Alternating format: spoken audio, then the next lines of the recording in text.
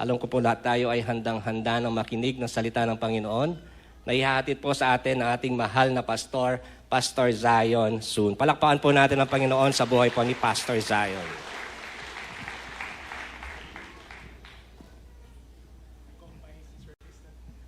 Thank you so much po. Welcome po sa 10 o'clock service. Nag-combine yung 8:30 and 10:30. We are now 10 o'clock. Palakpakan natin po si Lord sa ating po kalagitnaan. Just as our brother said po, we will have our 2 p.m. service. So we are blessed because we have our pastors with us. Every 10 o'clock po, kasama po natin si Pastor Phil and Mami Glens. 2 o'clock po, yours at your, ako po at your service. And then 4 p.m. po, Pastor Herbert and Pastor Ian. And 7 a.m. po, sila Pastor Myrna and Pastor Edith. So feel free to approach our pastors. If you need prayers po, we can gladly assist you and we would really be privileged to pray for you. Today rin po is the birthday of Pastor Myrna Canlas. Siya po ay nag-celebrate ng kanyang birthday today. And so, kanina po ay nandyan siya sa ating 7 o'clock service. So, if you happen to know her, please chat her. Please communicate with her and she'll be gladly receiving our messages of birthday greetings sa kanya. And also po, tayo po ay nasa pangalawang araw na po ng ating pong 21 days of prayer and fasting. So ito po ay ginagawa po natin, hindi lamang po ito dahil para mabawasan yung spaghetti kinain natin ng 3 araw. No? So ito po ay ginagawa natin starting yesterday hanggang January 23 po. So the purpose is for us to be prepared for the whole year 2026. Kaya po, ang week 1 natin, ito po'y gaganapin sa ating pong church. Hanggang week 3, Monday to Friday po, meron po tayong prayer and fasting here. 6:30 p.m. po. Week 1 talks about Mend Me Lord. Week 2 talks about Wash Me Lord. And week 3 talks about Heal and Align Me Lord. So, how can we join in our prayer and fasting? So ito po ang ating pwedeng gawin po sa ating po prayer and fasting. Meron po tayong types of fasting. So yung iba, we understand that some of our brothers and sisters ay hindi po pwedeng mag-fasting because of health condition. Meron po tayong full fasting, no? Meron din po tayong Daniel's fast. So ang kakainin lang po ay vegetables. Ngayon po ako, ang finast ko po ay Coke. So hindi na po ako mag-Coke for 21 days. Sa awa ni Lord po, day 1 kahapon, hindi po ako nag-Coke. Kahit Sprite po, hindi po ako nag-Sprite. So, wala rin pong munang rice. At meron rin pong 1 day fasting, hindi kakakain. Ng one day, from 6 a.m. to 6 p.m. So, commitment po yan. Meron din tayong 1 meal fast. So, you can skip 1 meal, no? Kung dati nakakalimang meals ka a day, ngayon 4 meals na lang. Okay? And meron pong social media fasting sa ating mga kapatiran po na hindi po pwede mag-fasting. So, because of health, so we can fast on social media. Bawas YouTube, bawas social media muna po tayo. So, lahat po ng sasalo or sasama sa ating prayer and fasting magsabi ng amen. So, please also stay in tune sa ating pong Facebook page. Pwede po kayong mag-grab ng ating pong fasting devotional guide. So para po iisa po tayo bilang isang community at we can get a verse and we can reflect and we can ask ourselves our personal questions. So pakisabi nga sa iyong katabi, 3 weeks lang. Yan. So let's prepare our hearts po sa ating pong fasting. At gusto ko pong magsimula. Nag-greet niyo na po ba yung katabi ng Happy New Year? Happy New Year! Yan. So, it's a very, very mixed emotion. Kasi bukas po, pasukan na naman, di po ba? Mag-a-adjust na naman po tayo. And nung nakaraang New Year po, marami pong naghanda, no? Kagaya po ng nag-ipon ng 12 mga fruits na kulay bilog, di ba? So usong-uso po yan. At sila po ito daw po ay pampaswerte. Yan. So, kaya yung iba po ay bumili rin po, no? Yung iba para daw sumerte, bibili daw sila yung pusa na gumagalaw yung kamay, no? Pampaswerte, sabi mo nila. Noong December 28, 2022, meron po nag-post, no? Sabi po niya, handa sa New Year, bawal daw po manok, tutukain ang swerte. Bawal ang baboy, nakahiga daw po yung swerte, no? Bawal isda, lalangoy ang swerte. Bawal hipon, paatras ang swerte, no? Ano daw po ang pwedeng ihanda, mga kahampi? Kaya po mga kahampi, member po ako ng isang group, no? Hindi po yung home buddies. Ang pangalan po ng group, Home Paslupa Buddies, mga hampas lupa, okay? At meron po nag-reply. Sabi po niya, ang hahanda po niya ay rugby. Bakit po? Kakapit daw po ang swerte, okay? Now, yung iba po, para daw po swerte, meron po silang mga money tray, di po ba? Alagay nila yung, ewan ko bakit may bigas, may itlog, tsaka may credit card, ATM, di po ba? Yung iba naman po ay perang niya alagay, 1, 2, 3, 4, 5, 6, 7, 8, 12 na libo at coins at 12 the eggs. Di ko po alam. So sabi nila, it symbolizes 12 months. Yung iba naman po, pinagsama na, nilagyan na po ng pera, ng prutas, di po ba? Pero meron pong, ito po katotohanan, no? Viral po ito sa social media. May isang balita po na tindahan daw po ng pampaswerte na lugi, no? So ano ba dapat natin gawin? Ano bang goal natin? Ang maging swerte o pinagpala? Okay. Ang swerte po, kailangan mong i-align, kailangan mong gumawa ng ganito, kailangan mong mag-design, pero ang pagpapala at biyaya, kahit wala kang ginagawa, binibigay ni Lord. Amen po? Kaya mas maniwala po tayo, hindi po sa swerte, kundi sa biyaya ng ating Panginoon. Amen po? Palakpakan po natin si Lord. Ayan. At dahil po alam ko po, malapit na magtanghali, medyo inaantok tayo. Alam ko rin po, nakakain po tayo ng pinaka-favorite po nating Graham, Mango Graham. Kaya sumikat na naman po ito sa group na yon. Ang daming po nagpasikat ng kanilang kinakain. Yung iba po ay merong Oreo Graham. Na-try niyo na po bang mag-Oreo Graham? Diba? Ang sarap po siguro ng lasa nun, diba? Yung iba naman po ay Mango Graham with a picture, no? Talagang may mahi pa. Yung iba naman po dahil nagtitipid, Mango Graham na Pilipinas, ng mapa ng Pilipinas. Diba?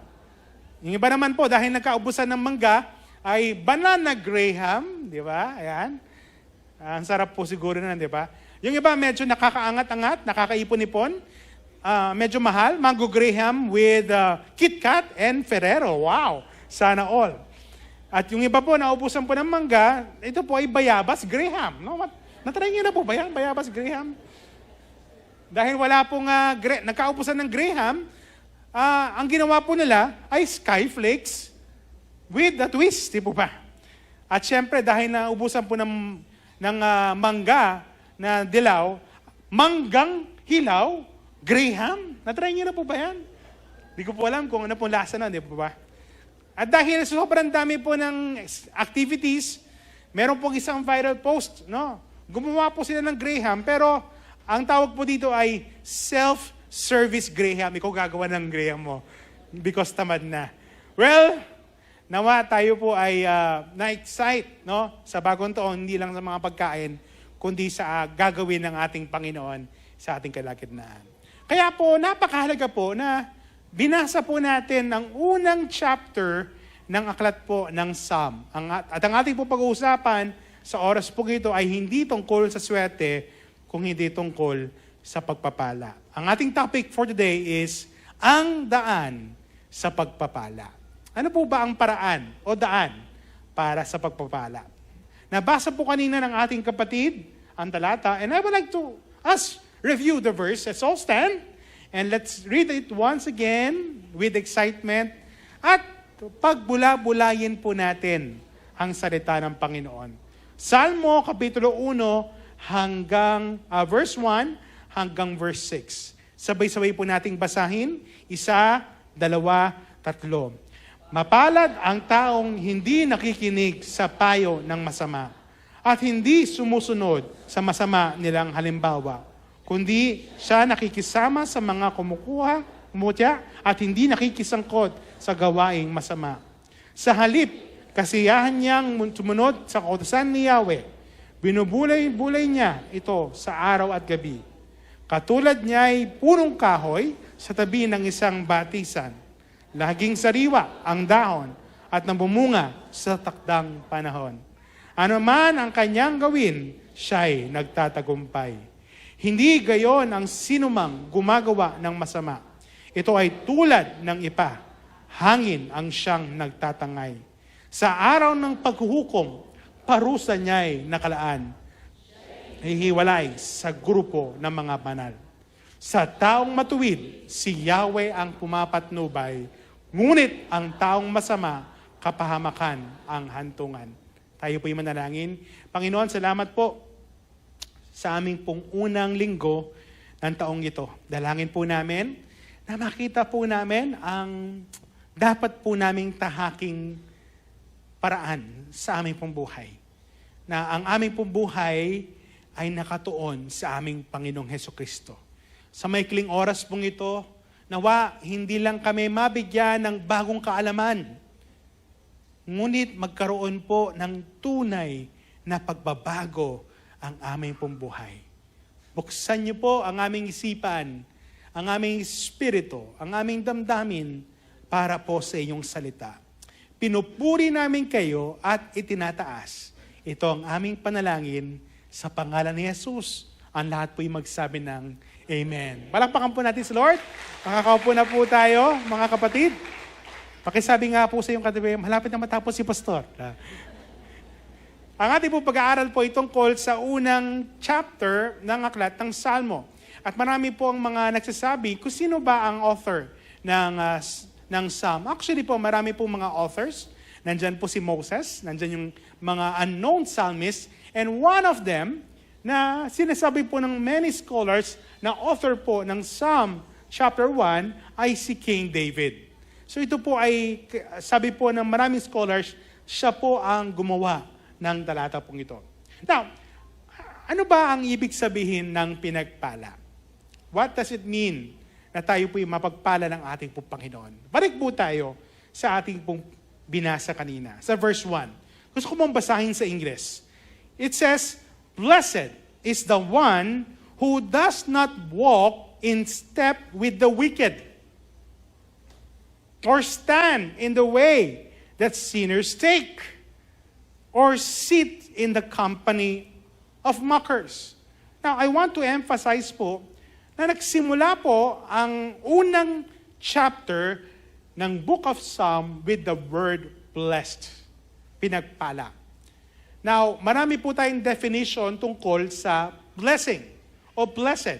But according to many theologians and historians, this is summarized into a few words. Blessed means divine favor or state of happiness.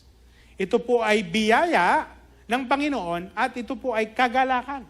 Tingnan nyo nga po inyong katabi. Mukha po bang pinagpala yan? Magsabi ng amen. Hindi po yan pinagpapalo, kundi pinagpala po yan. Amen po.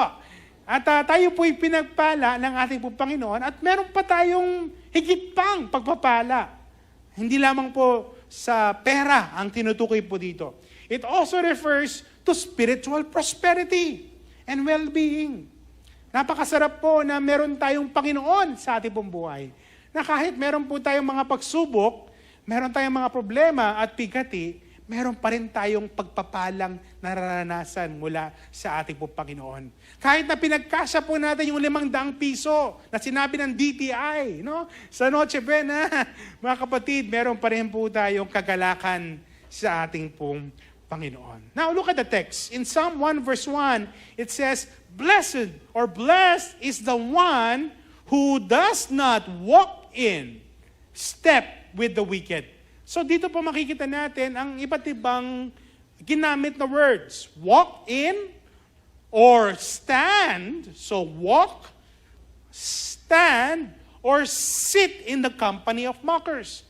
We are seeing a literary structure na nagpo-point out kung ano ba ang ibig sabihin ng psalmist tungkol sa pinagpalang mga tao.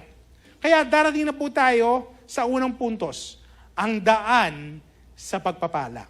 Ano po ba yun? Sa verse 1, makikita natin na ang mga pinagpala ay hindi namumuhay sa lakarin ng masasama.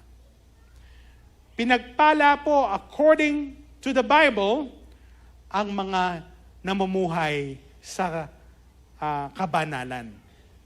Tinan po ninyo sa Tagalog, mapalad ang taong hindi nakikinig sa payo ng masasama. At hindi sumusunod. Teka, nasan yung walk-in? Now, ito po ay yung metaphor. This is a figure of speech. Hindi sumusunod sa masasama nilang halimbawa. Hindi siya nakikisama sa mga kumukutya at hindi nakikisangkot sa gawaing masama.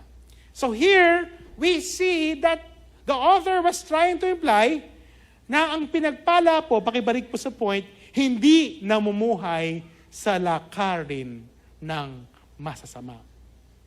So we have the choice today, mga kapatid, kung ano po ang tatahakin natin. Kung sa kabanalan ba o sa kasamaan. Sinabi po ng author na kapag tayo po'y namuhay na ayon sa kagustuhan ng Panginoon, meron pong pagpapala. There is blessing when we live a way that glorifies God. Now, dito po sa verse 2, hindi lamang po, next po, hindi lamang namumuhay sa lakarin ng masasama. Ang pangalawa po, ang daan sa pagpapala ay, ang buhay ay nakatuon sa salita ng Diyos. Bakit po napakahalaga ng salita ng Panginoon? Tingnan po ninyo sa verse 2. It says, sa halip, kasiyahan niyang sumunod sa kautusan ni Yahweh. Binubulay-bulay niya ito sa araw at gabi. So una, binanggit po niya yung righteous living. Pangalawa po, ang binanggit po ni David ay ang kautusan ni Yahweh. Sa English po, itong sinasabi, but whose delight is in the law of the Lord. Ang kanyang kagalakan ay ang salita ng Panginoon. And who meditates on His law day and night. Sabi po ng isang anonymous na speaker, if you want to hear God speak, read the Bible carefully and study it prayerfully. I don't want to judge, but many today listen sa mga prophets. Meron pong prophet na sinishare po sa akin, no? At salamat po sa Christ in you, yung mga seniors, mahilig po mag-share. Pero ingat po tayo sa mga sinishare. Meron po silang sinishare, parang Black American po, na nagpa-prophecy po na ganito daw po mangyayari sa Pilipinas, na magkakaroon daw po ng zombie apocalypse. No? Mga kapatid, hindi po sila ang final word. Ang final word po ang salita ng Panginoon. The Bible is our standard. At ito po, hindi lang po ito nagbibigay ng salita ng Panginoon. Ito po ay nagbibigay pagpapala sa atin. Nung kami po ay bata pa, at opo, kahit po anak po kami ng pastor, hindi po ako mahilig ng magbasa ng Bible nung ako po ay bata pa.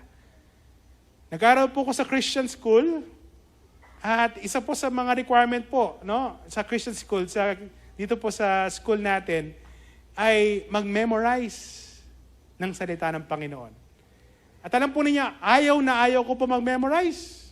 Kaya ang ginawa po ng tatay ko para makapag-memorize kami, anak, sabi niya, sa kuya ko, sa akin, kay Hana, mag-memorize kayo.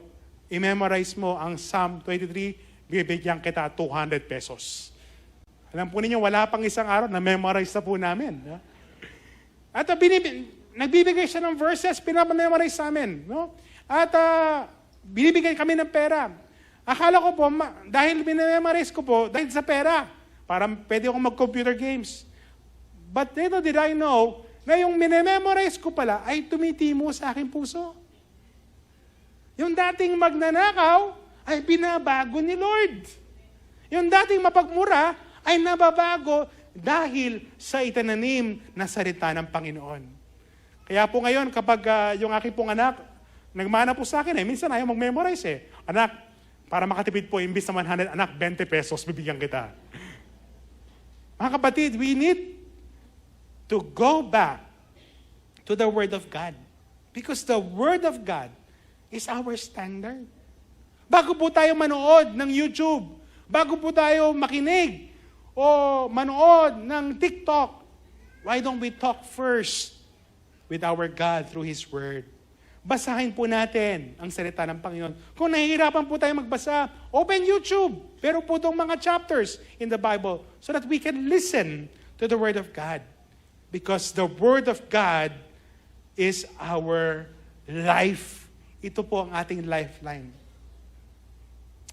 At pangatlo po, sa unang puntos, makikita po natin, number 2, ang buhay ay nakatuon sa salita ng Diyos. In verse 3, makikita po natin na ang daan sa pagpapala ay matibay ang pundasyon at sila'y namumunga. Tingnan po ninyo sa verse 3. Ito po ang sinasabi. Katulad niya'y punong kahoy sa tabi ng isang batisan. Laging sariwa ang dahon at namumunga sa takdang panahon. So, ito po ay matibay, ito po'y grounded, at ito po'y fruitful.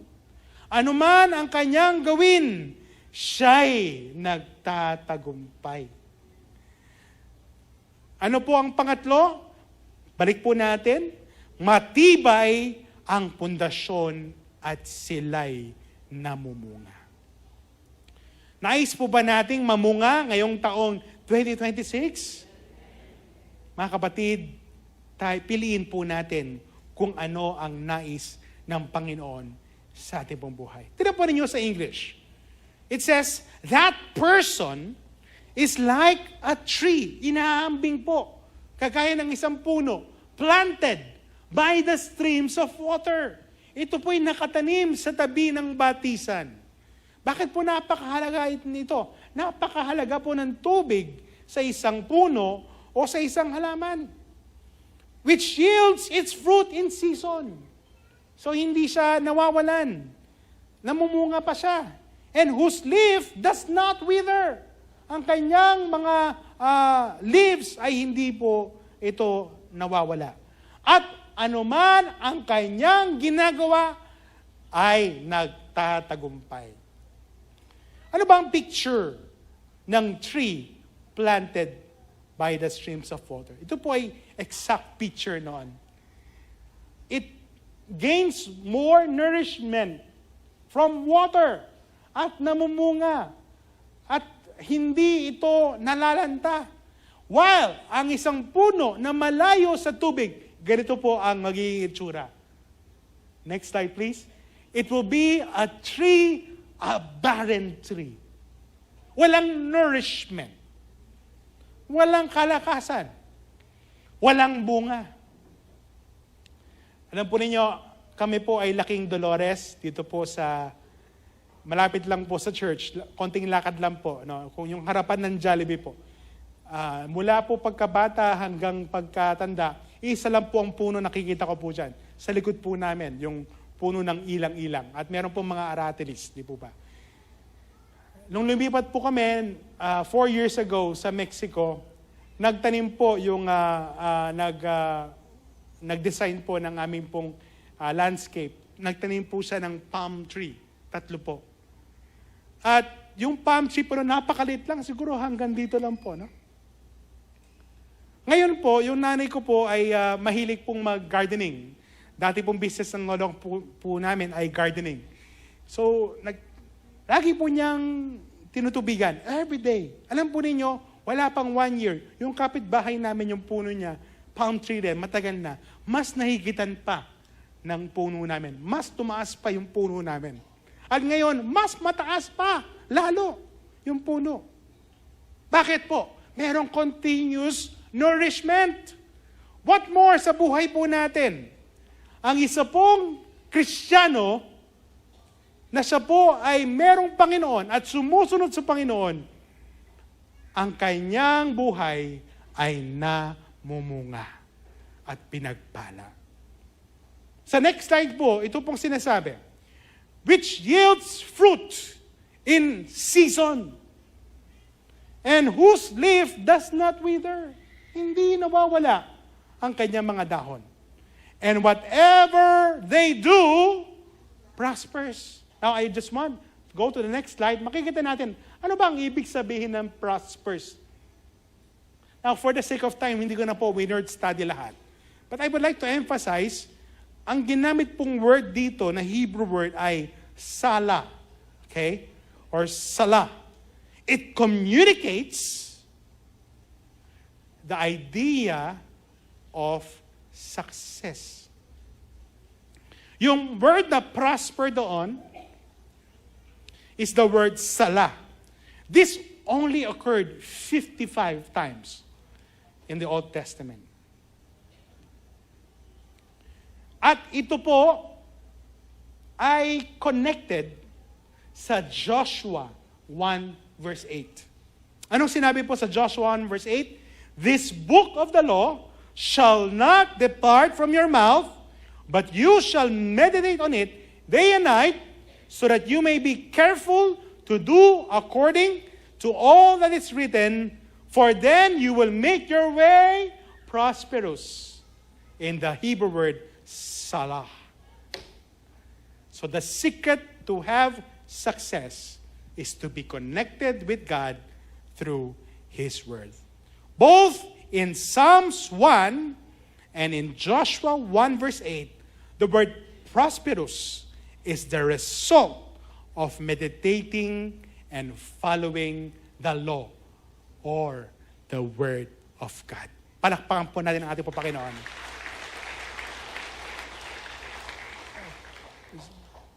May daan sa pagpapala.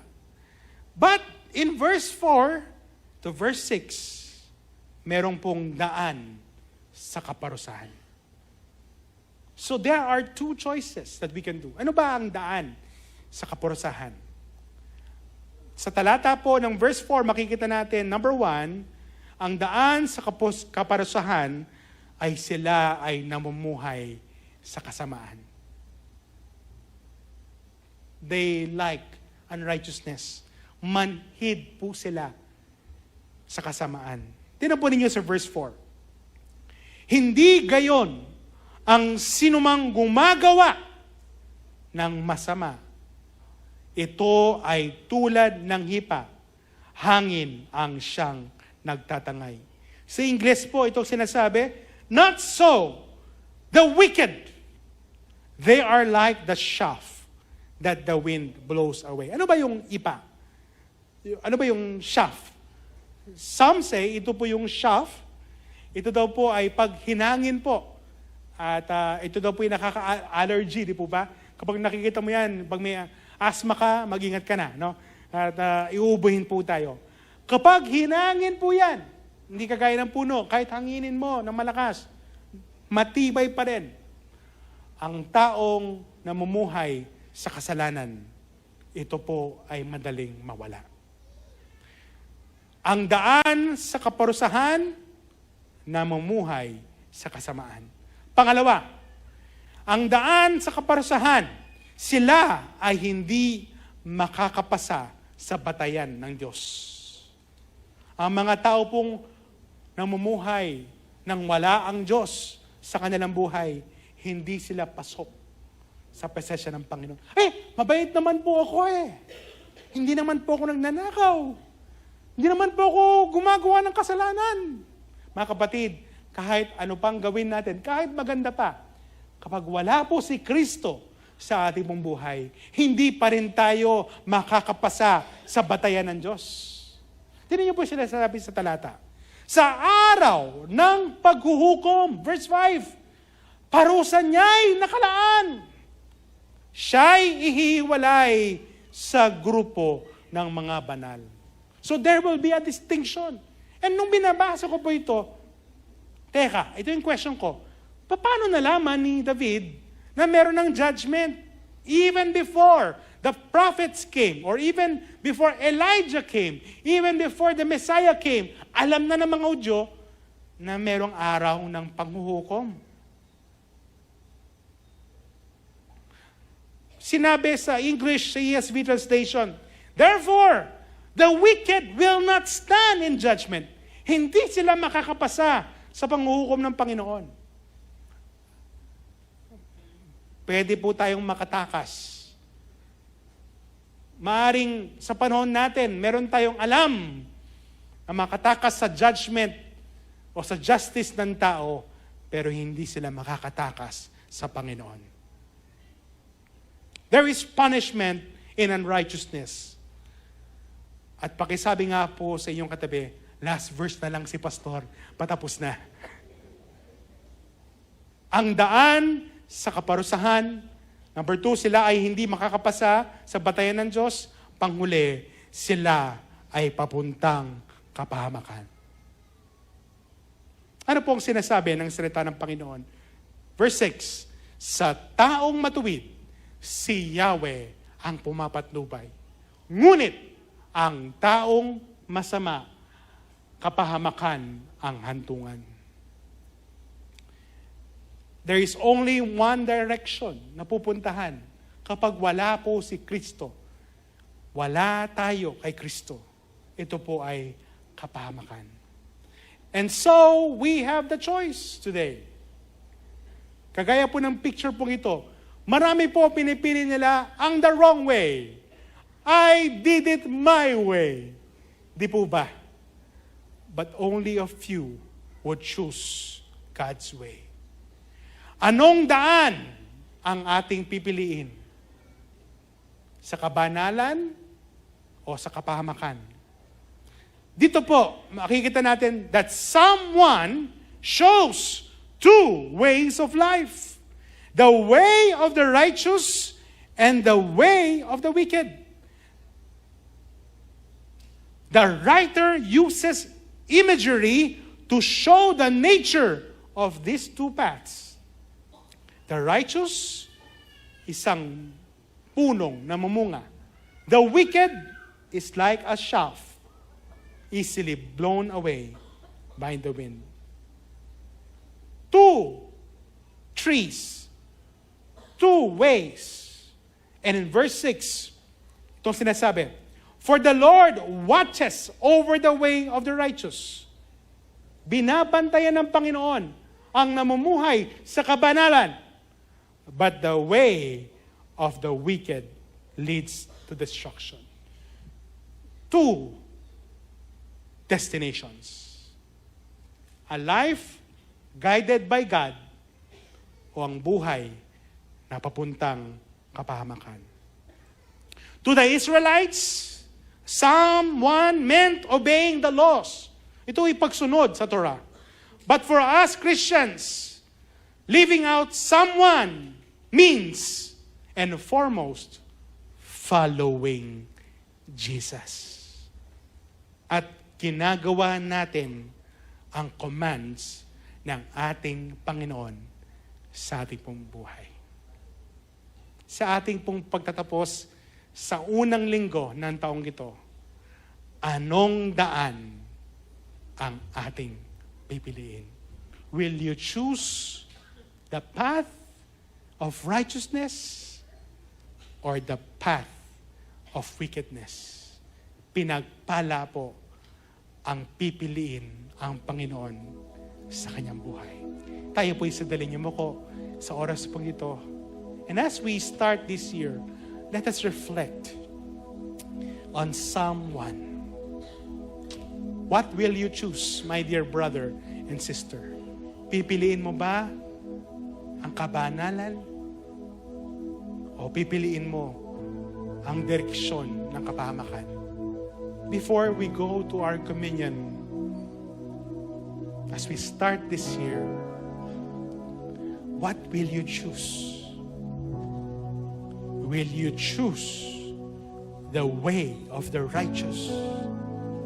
Or will you choose the way of the wicked?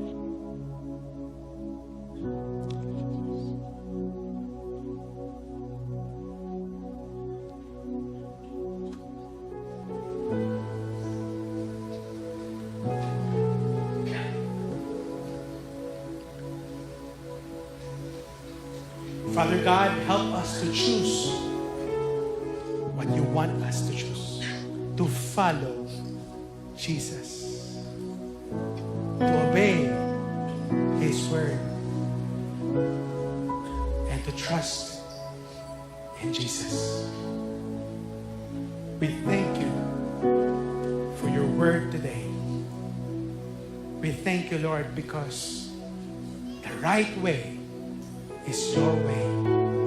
Help us as we start this year to do what you want us to do. We honor you and we glorify you. In Jesus' name we pray. Amen. Palakpakan po natin si Lord. And we will now have our communion. Let us spend this time in the presence of the Lord today. Let's worship Him. Sa mga first time po, wag po natin agad amen. Sabay-sabay po natin kakain at amen po yun. Let's worship the Lord as we sing this song.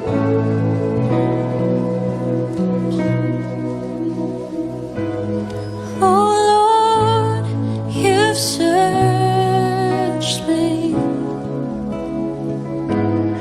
You know my way. Even when I fail,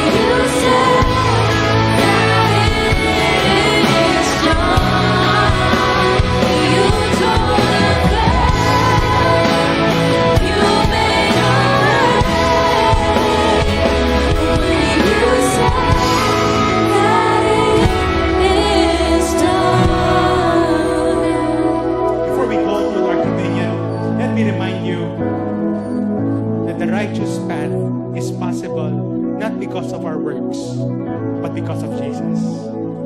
Kahit na magbait po tayo, kung wala si Kristo sa ating pong buhay, wala po ang ating ginagawa. Kaya as we start po this year, let us start this year right by surrendering our life to Jesus. Maring ito po ay unang beses po natin. Maring ito po ay maraming beses natin ginagawa. But I want to tell you, you and I need Jesus. Let us recommit our life to the Lord this first Sunday of this year. Ating pong ipikit ang ating mga mata. Isuko po natin ang ating buhay muli sa ating Panginoon. Sabihin natin, Panginoong Hesus, ako ay isang makasalanan at inaamin ko na hindi ko kayang iligtas ang aking sarili. Panginoong Hesus, isinusuko ko po ang aking buhay. Be the Lord and the Master of my life. Lord Jesus, thank you for the new beginning and the eternal life. I receive it by faith in Jesus' name. Amen. Ako na lamang po. On the night Jesus was betrayed, He took bread and He said, "This is my body which is broken for you. Do this in memory of me." After eating supper, He took the cup and He said, "This is the blood of the everlasting covenant. Do this in remembrance of me." Can we all bow our heads? And at this moment in time, let us remember Jesus.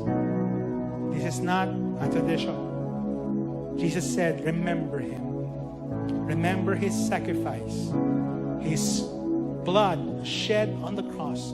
His body broken for us. Father, at the start of this year, You are the reason why we worship. Ikaw po ang reason kung bakit kami sumasamba. And the reason why we are doing our communion is not just because of the miracle, not just because of the healing or blessing, but simply we do this because of You. Because Jesus, You are more than enough. Ikaw po ang sentro ng aming pagsamba.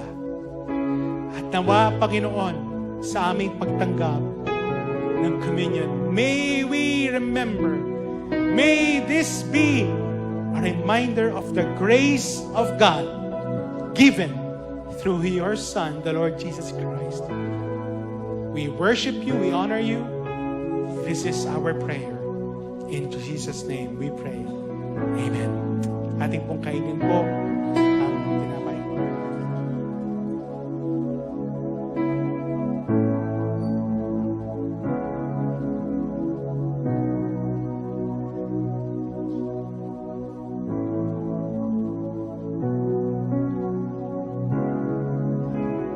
Let us partake po of the cup. Praise the Lord. Before we close, can we sing that chorus once again? I will live to love You.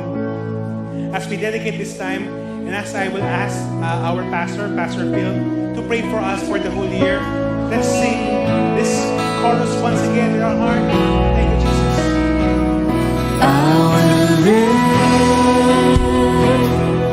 to love You. I will live to bring You praise. I will live a child in all of You.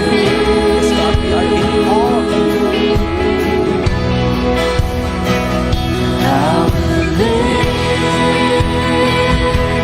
to love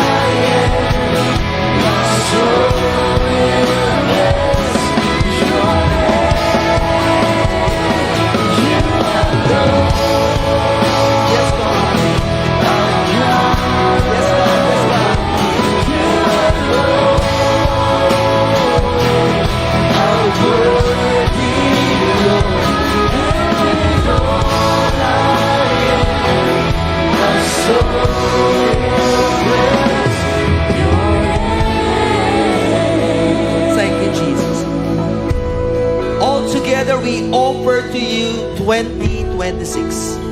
Sa lahat ng mga dumalo ngayon pong araw na ito, maging sa lahat po ng mga nanonood, kami po'y nagdideklara na ikaw ang nagmamay-ari ng aming pong kinabukasan.